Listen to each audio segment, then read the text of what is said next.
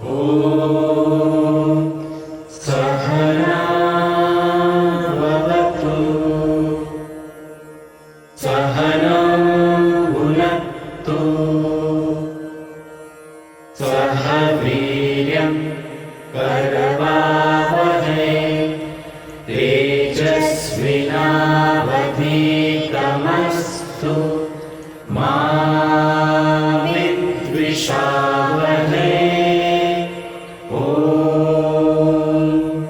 शांति शांति शांति। નમસ્તે, સુપ્રભાત. મારું નામ સાધના મકવાણા છે. હું ધોરણ 5માં અભ્યાસ કરું છું. આજની તારીખ 15 સપ્ટેમ્બર 2021.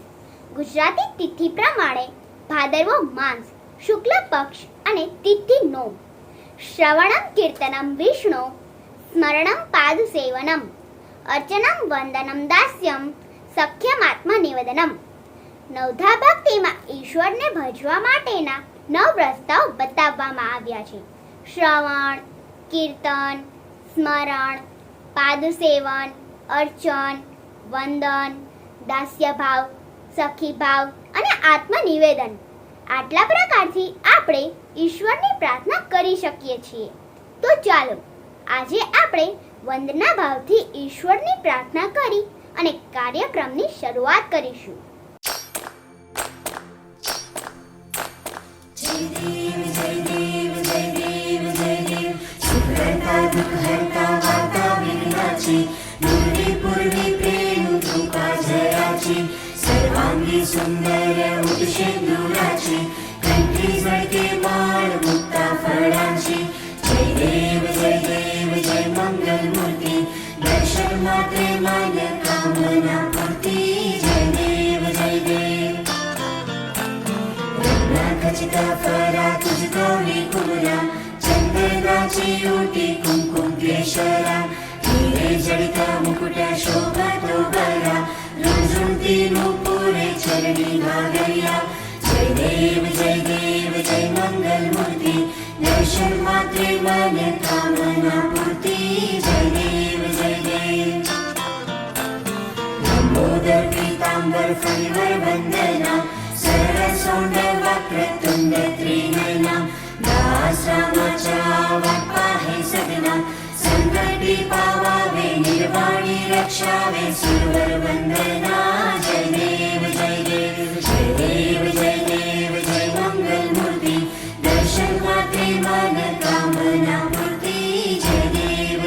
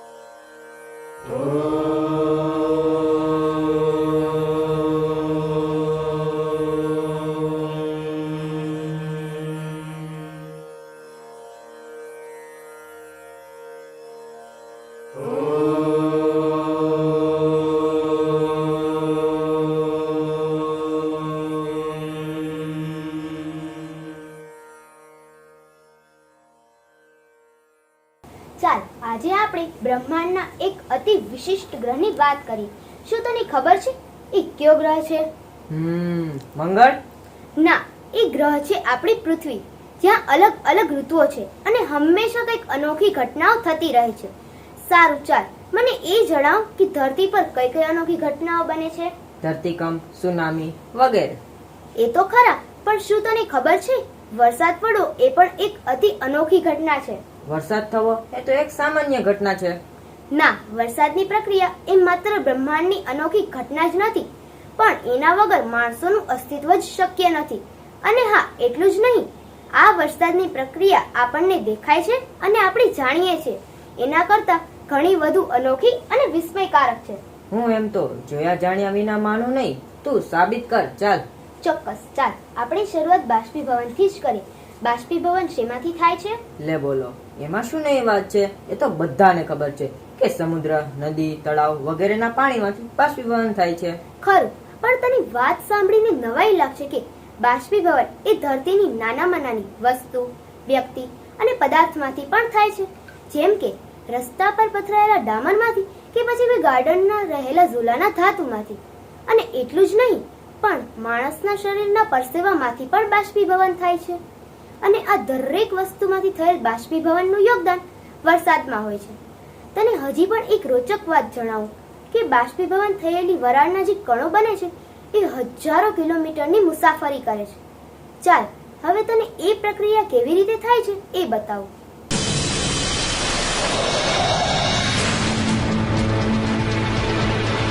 सूरज की किरणें हमारी धरती को गर्म करती है.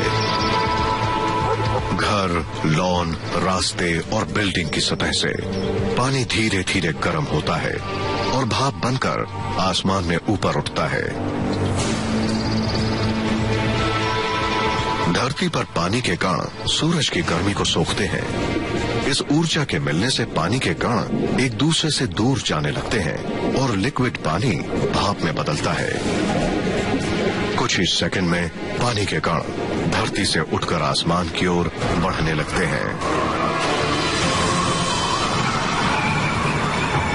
जब पानी के कण गर्म होते हैं तो वो अस्थिर होकर हल्के हो जाते हैं.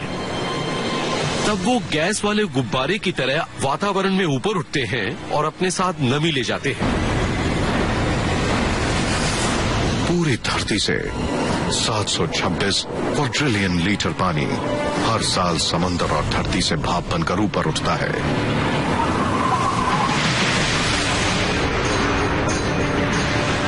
भाप के ये कण औसतन 10 दिनों तक वातावरण में रहते हैं. इन 10 दिनों में पानी के कण हजारों किलोमीटर की यात्रा तय करते हैं. हर समय आसमान में लाखों करोड़ों लीटर पानी होता है. अगर ये पानी एक साथ हमारी धरती पर गिरे तो समंदर और जमीन को 1 इंच पानी से ढक सकता है.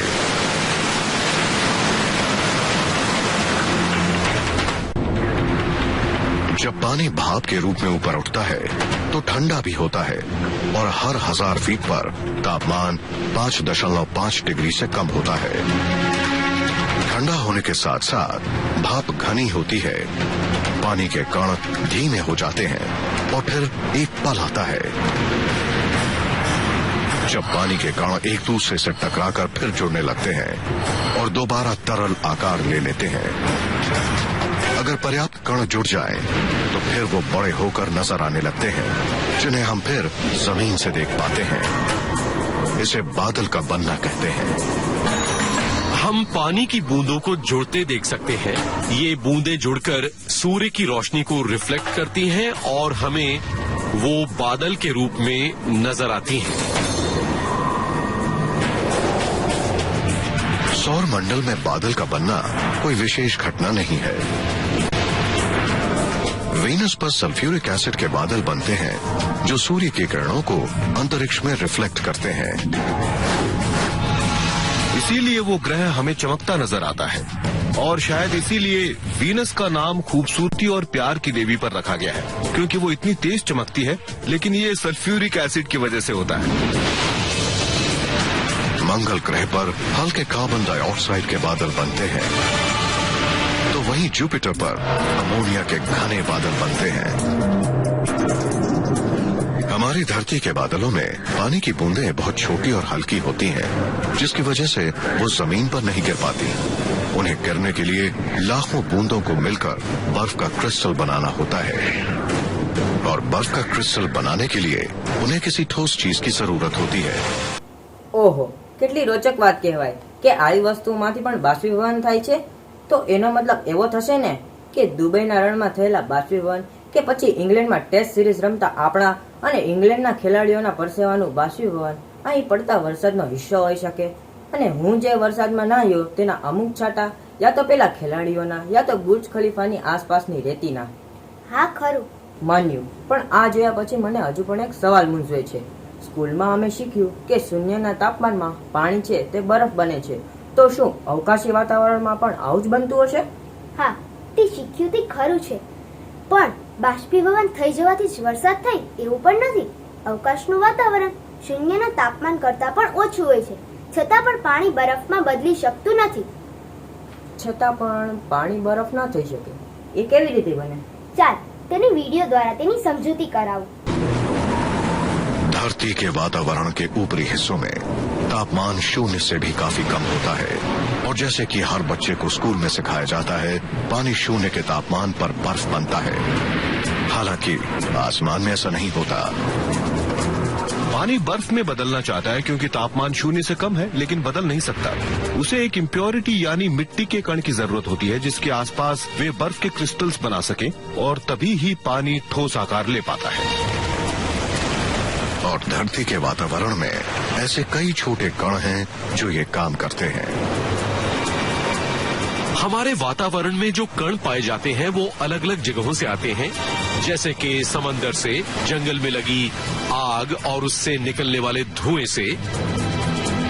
यहाँ डेथ वैली में भी रेत का तूफान जमीन से रेत को उठाकर आसमान में बादलों के बीच ले जाता है. લે બોલો, આ તો હજુ નવું જાણવા મળ્યું કે વરસાદ થવાની પ્રક્રિયામાં એ ઘટનાઓ પણ મદદરૂપ બને છે જે ઘણા દાયકાઓમાં અથવા તો હજારો વર્ષોમાં થતી હોય છે, જેમ કે જ્વાળામુખી, દાવાનળ જેવી ઘટનાઓ. હા સાચું. ચાલ હજુ એક પ્રશ્ન કરું તને. શું તને માનવામાં આવશે કે ધરતી પર રહેલા નાના આમથા નરી આંખે જોઈ પણ ન શકાય તેવા સૂક્ષ્મજીવો પણ વરસાદ થવાનું એક કારણ હોઈ શકે? શું કહ્યું? સૂક્ષ્મજીવોના કારણે વરસાદ? એ કેવી રીતે શક્ય છે? હા, અને એટલું જ નહીં, પણ વરસાદમાંથી આપણા શરીર પર પડતા ટીપાઓમાં હજારોની સંખ્યામાં સૂક્ષ્મજીવો હોય છે, અને એ પણ પાછા જીવતા હો. ચાલ જાણીએ આપણે કે સૂક્ષ્મજીવો કેવી રીતે આકાશી વાતાવરણમાં પહોંચે છે અને તેમના દ્વારા વરસાદ કેવી રીતે આવે છે. सालों तक वैज्ञानिकों का मानना था कि धरती पर सभी बारिश पानी के किसी ठोस कण पर सॉलिडिफाई होने से बनती थी. लेकिन अब ये पता चला है कि कुछ बारिश आसमान में फंसे जिंदा सूक्ष्म जीव की वजह से बनती है, जो फिर से जमीन पर लौटने के इंतजार में होते हैं. हम ये लंबे समय से जानते हैं कि सूक्ष्म जीव अपनी जगह बदलने के लिए वातावरण का इस्तेमाल करते हैं. बादलों के 1 क्यूबिक मीटर में 1 लाख तक सूक्ष्म जीव हो सकते हैं. धरती पर हर रोज गर्म हवा वातावरण में उठती है और अपने साथ 20 लाख टन बैक्टीरिया को ले जाती है. उन्हीं बैक्टीरिया में से एक प्रजाति है स्यूडोमोनास सिरिंगे, जो पेड़ों और फसलों पर पलते हैं, जिनमें वो फसलें भी शामिल हैं जिन्हें हम इंसान उगाते हैं. पेड़ की एक पत्ती के 1 क्यूबिक सेंटीमीटर पर अलग अलग प्रकार के 1 लाख से भी ज्यादा सूक्ष्म जीव हो सकते हैं. किसान स्यूडोमोनास सिरिंगे से नफरत करते हैं क्योंकि उनमें एक अद्भुत क्षमता होती है. वो फसलों पर मौजूद पानी को बर्फ बना देते हैं, वो भी उस तापमान पर जिस तापमान पर पानी आमतौर पर बर्फ में नहीं बदलता. लेकिन स्यूडोमोनास सिरिंगे ये करता कैसे है? वक्त के साथ स्यूडोमोनास सिरिंगे ने ऐसे प्रोटीन को विकसित किया है जो पानी को बर्फ के क्रिस्टल का रूप लेने में मजबूर करता है. उसके बाद जब ठंडा पानी इन क्रिस्टल पर गिरता है तो आसानी से बर्फ बन जाता है. यहाँ दक्षिणी लुइजियाना में आमतौर पर बर्फबारी नहीं होती है, लेकिन जब होती है तो पूरी की पूरी फसल बर्बाद हो जाती है. अब जैसे कि ये गन्ने का खेत 1 घंटे के अंदर पूरी तरह बर्बाद हो सकता है. स्यूडोमोनास सिरिंगे और बाकी बर्फ बनाने की क्षमता रखने वाले बैक्टीरिया जो फसलों के ऊपर उगते हैं, बर्फबारी के दौरान इन फसलों को सबसे ज्यादा नुकसान पहुंचाते हैं. हम यहाँ प्रयोगशाला में आपको दिखाएंगे कि किस तरह स्यूडोमोनास सिरिंगे काम करता है. यहाँ तरल पानी है जिसे हमने -6 डिग्री तक ठंडा किया है. गौर करिए, पानी अभी तक बर्फ नहीं बना है। अब मैं इसमें सूडोमोनास सिरंगे के कल्चर को डाल रहा हूं।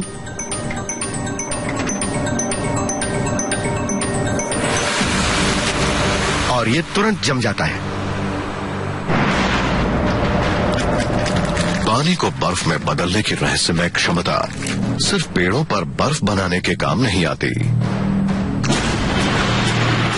जब सिरंग के बादलों में जाते हैं तो ठंडे पानी की बूंदों के संपर्क में आने पर वो पानी को बर्फ में बदलने पर मजबूर करते हैं।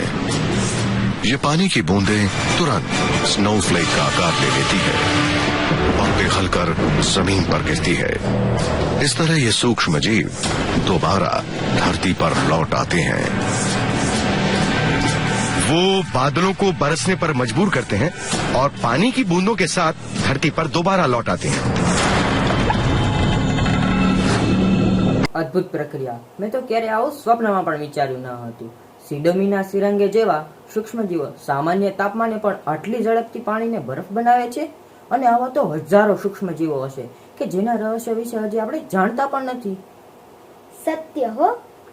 જો હું તને એમ કહું કે દર વર્ષે આપણી પૃથ્વીનો વજન હજારો ટનની સંખ્યામાં વધતો જાય છે તો તને વિશ્વાસ આવશે? આ વાત મને વિશ્વાસ કરવા જેવી તો બિલકુલ નથી લાગતી, પણ તારી પાસે કંઈક પાકી માહિતી હશે હો, એટલે જ તું કહેતી હશે. હા, તેનું કારણ છે ઉલ્કાના કણો, અને આ કણો વરસાદને લાવવા પણ મદદરૂપ બને છે. ખરેખર તે તો હવે હદ કરી છે હો.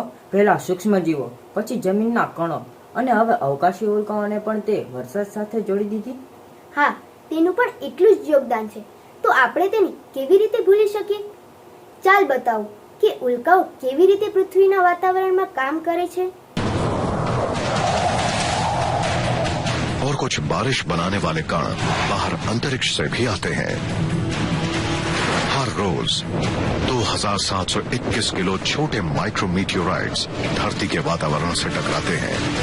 यकीन मानना मुश्किल है, मगर अनुमान है कि हमारी धरती हर साल लगभग 10,000 टन से भारी होती है, क्योंकि हमारी धरती छोटे माइक्रोमीटियोराइट्स के बादलों से गुजरती है। वो बहुत छोटे होते हैं। माइक्रोमीटियोराइट इंसान के बाल की चौड़ाई से भी कम होते हैं, इसलिए जब वो धरती पर गिरते हैं तो उन्हें बहुत कम फ्रिक्शन का सामना करना पड़ता है और वातावरण में आने पर वो जलते नहीं हैं, जैसा कि बड़े मीटियोराइट के साथ होता है। ये माइक्रोमीटियोराइट जो एक समय किसी बड़े कॉमेट का हिस्सा था, वातावरण से टकराता है, उसकी रफ्तार धीमी हो जाती है और आखिरकार छोटी छोटी बूंदों के बादलों में चला जाता है। बादलों में पानी की बूंदें क्रिस्टलाइज होना चाहती हैं, लेकिन हो नहीं सकती क्योंकि उन्हें किसी कण की जरूरत है, जैसे कि अंतरिक्ष से आया ये कण। अंतरिक्ष से आए इस कण के बादलों में जाते ही पानी की बूंदें इस कण के आसपास क्रिस्टलाइज हो जाती हैं। ऐसा दिन में अरबों बार होता है और इसका प्रमाण धरती पर हर जगह है। बारिश के पानी में आप खुद माइक्रोमीटियोराइट्स देख सकते हैं। ऐसा करने के लिए सबसे पहले बारिश के पानी को इकट्ठा कर लें और फिर एक चुंबक ले लें। उसके बाद इस चुंबक को पानी में 2 मिनट के लिए घुमाएं ताकि सभी कण इससे चिपक जाएं। अब अगर आप इस चुंबक को माइक्रोस्कोप के नीचे देखें तो आपको कुछ गोल कण नजर आएंगे और बहुत मुमकिन है कि ये गोल कण माइक्रोमीटियोराइट्स हों। जब पानी की बूंद माइक्रोमीटियोराइट के ऊपर क्रिस्टल बनाती है तो ये क्रिस्टल अब खुद एक कण की तरह दूसरे बूंदों का आधार बन जाता है और बूंदें इससे जुड़कर जमने लगती हैं। एक बर्फ का क्रिस्टल दूसरी बूंदों के लिए अच्छा आधार होता है, तो मतलब जैसे ही बर्फ बनना शुरू होती है वैसे ही एक के ऊपर एक क्रिस्टल्स बनते जाते हैं। छोटे छोटे क्रिस्टल्स के जुड़ने से स्नोफ्लेक बनता है और जब वजन बढ़ जाता है तो वो नीचे गिरने लगता है, लेकिन तब भी उसकी यात्रा पूरी नहीं होती। वो धरती के जितना करीब आते हैं उतना तापमान बढ़ता जाता है और जब वो गर्म हवा से गुजरते हैं तो गर्म हवा बर्फ के क्रिस्टल्स को ऊर्जा देती है। ऊर्जा मिलने पर बर्फ पिघलने लगती है और बारिश का रूप लेती है और आखिरकार पानी की बूंदें जमीन पर गिरती हैं। यानी बरसात के दौरान अगर आप किसी बारिश की बूंद को पकड़ते हो तो संभावना है कि आपने एक छोटे माइक्रोमीटियोराइट को पकड़ा होगा। મને આ ઉલ્કાઓ વિશે થોડી માહિતી તો હતી હો, પણ તે તો ઝાટકો લાગે એવું બતાવ્યું છે. એક જ દિવસમાં આટલી બધી ઉલ્કાઓ પૃથ્વીના વાતાવરણ સાથે અથડાય છે. હવે વરસાદ થાય એટલે સૌ પ્રથમ તો હું વરસાદના ટીપામાંથી ઉલ્કાની રજ જોવાનો અનુભવ જરૂર માણીશ. તમે બધા પણ માણશો ને? ગરોળીઓ, માછલીનો વરસાદ અને દેડકાઓના વરસાદનું. બસ બસ, હવે આ તો કંઈક વધુ પડતું જ થાય છે હો. અને આ દેડકા, માછલીઓ, ગરોળીઓ આકાશના વાદળામાં કેવી રીતે પહોંચે? ઉડીને? મેળે તો માણસ પણ નથી ઉડી શકતો, પણ પ્લેનની સવારી મળી જાય તો આ દેડકા, માછલીઓ ને ગરોળીઓને વળી ક્યુ પ્લેન મળી ગયું? એને મળી ગયું એ પ્લેન જેને તું ઓળખે છે વમળના નામથી. પણ કઈ રીતે? સમુદ્રમાં ખૂબ જ મોટા મોટા વમળો જોવા મળે છે.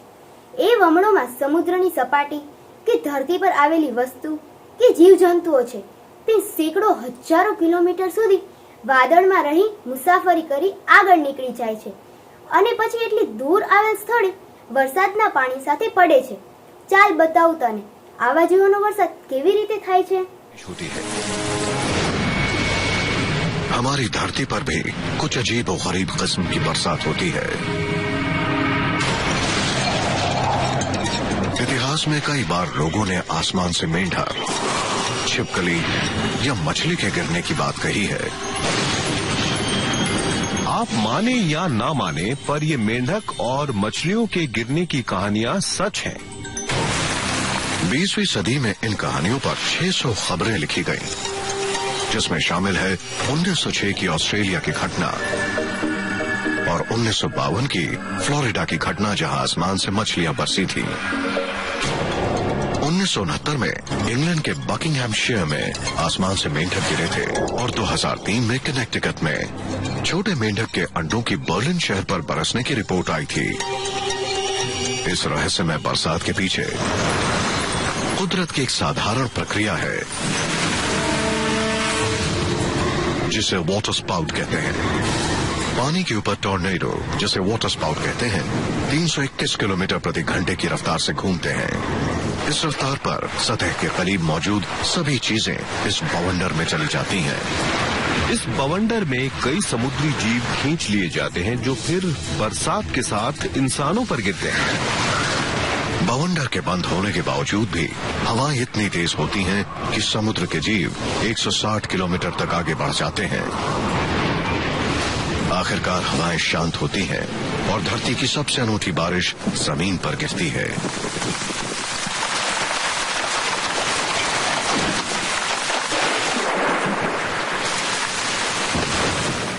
આ વમળોમાં ક્યારેક કોઈ મોટી શિપ કે બોટ આવી જતી હશે ત્યારે તે તો સાવ એક તણખલા જેવી લાગતી હશે, નહીં?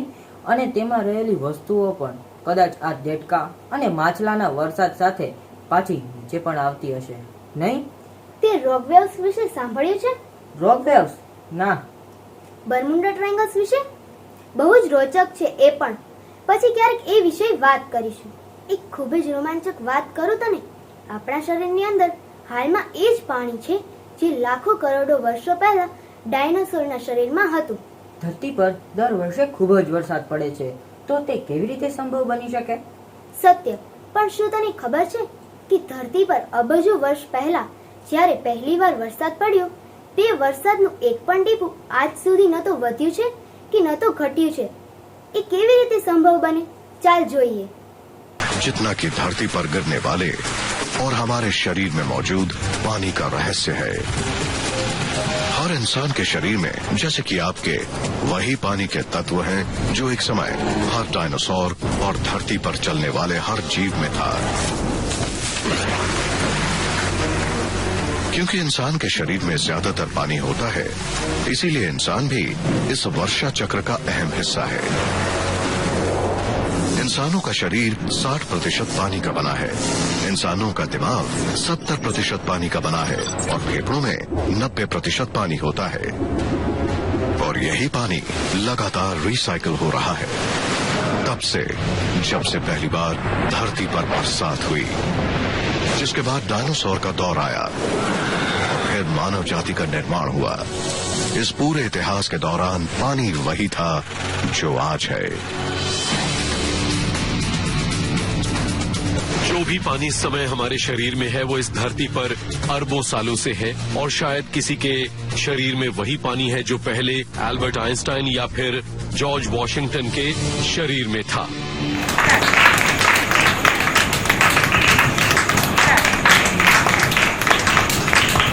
ઓહો, તો કદાચ એવું પણ બની શકે કે અત્યારે પણ આપણા કોઈના શરીરમાં વિવેકાનંદ કે ગાંધીજીનું પાણી પણ હોઈ શકે।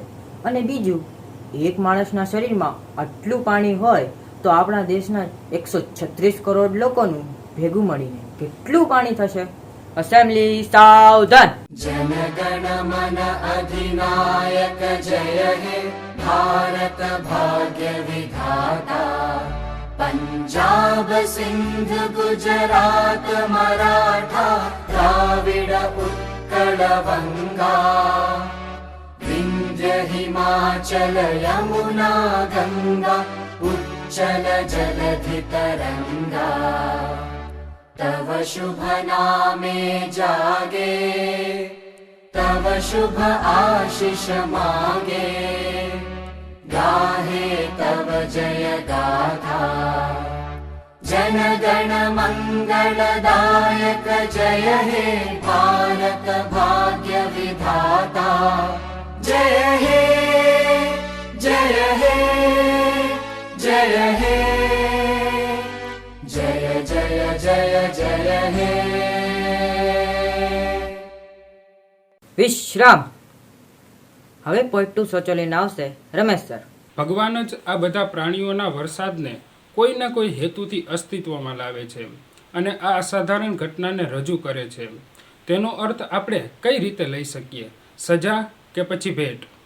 ભારતના ત્રિપુરા રાજ્યની અંદર માન્યતા છે કે દેડકા અને દેડકીના લગ્ન કરાવવાથી વરસાદ પડે છે અથવા તો સારો વરસાદ થાય છે।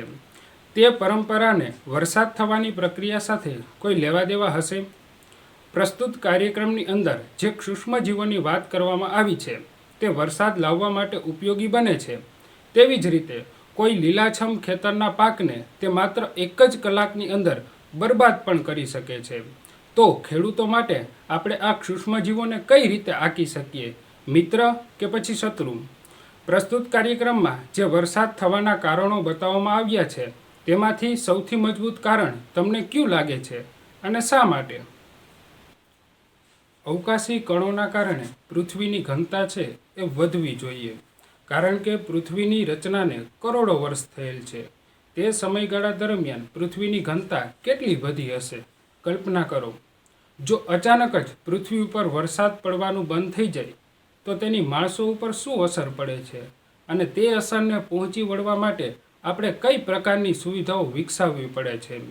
પ્રસ્તુત કાર્યક્રમમાં જે વરસાદ થવાની પ્રક્રિયા બતાવવામાં આવી છે તેમાં તમને ક્યાંય ઈશ્વરીય શક્તિનો અહેસાસ થાય છે? જો હા, તો તેના મજબૂત કારણો આપો। વરસાદ જો વૈજ્ઞાનિક કારણો અને વિજ્ઞાનના બદલાવથી આવતો હોય તો દર વર્ષે વરસાદની માત્રામાં વધઘટ શા માટે જોવામાં આવે છે? સંભવતઃ એવું જોવામાં આવે છે કે વિજ્ઞાનની અંદર ખૂબ જ ટૂંકા સમયમાં તાત્કાલિક પરિવર્તનો થતા નથી, તો વરસાદની માત્રામાં કેમ થતું હશે? સૃષ્ટિ અને વરસાદનું વર્ણન છે એ વૈજ્ઞાનિક ઢબે આલેખવામાં આવ્યું છે। વૈજ્ઞાનિક ઢબે ઈશ્વરીય શક્તિનો અહેસાસ કરી શકીએ? જો હા, તો વિજ્ઞાન અને ધર્મમાંથી કોને શ્રેષ્ઠ માનવા? ત્યારબાદ હું મ્યુઝિક ટીમને વિનંતી કરીશ કે તેઓ સમાપન ગીત રજૂ કરે।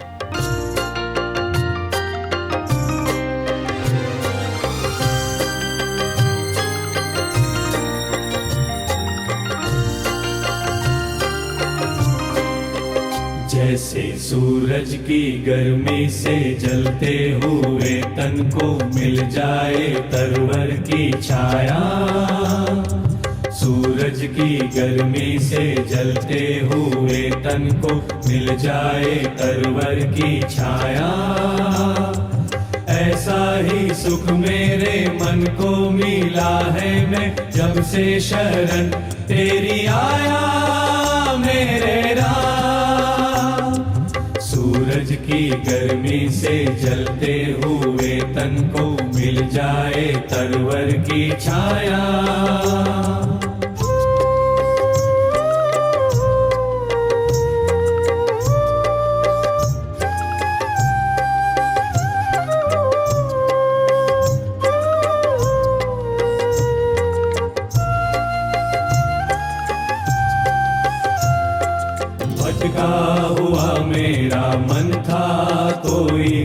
मिलना रहा था सहारा। भटका हुआ मेरा मन था कोई, मिलना रहा था सहारा। लहरों से लड़ती हुई नाव को जैसे मिलना रहा हो किनारा। लहरों से लड़ती हुई नाव को जैसे मिलना रहा हो किनारा, मिलना रहा हो किनारा।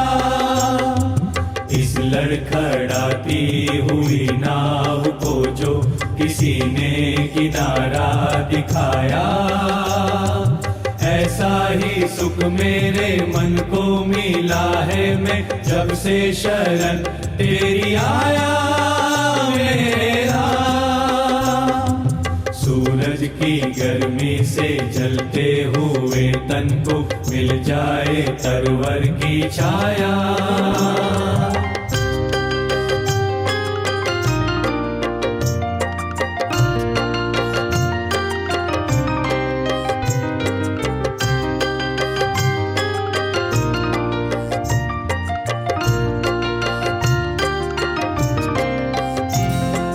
शीतल बनी आग चंदन के जैसे, राघव कृपा हो जो तेरी।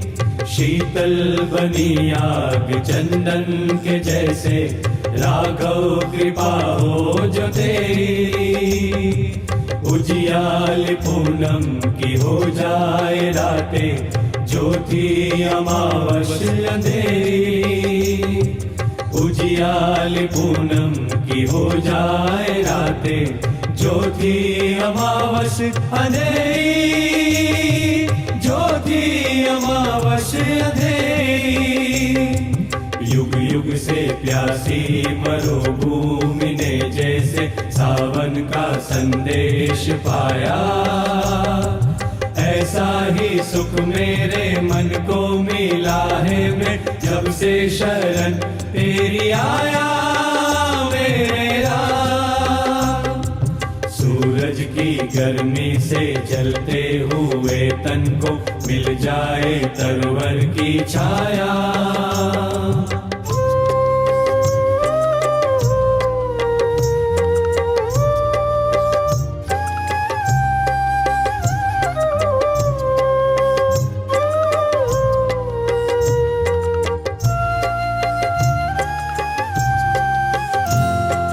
जिस राह की मंजिल तेरा मिलन हो, उस पर कदम मैं बढ़ाऊं।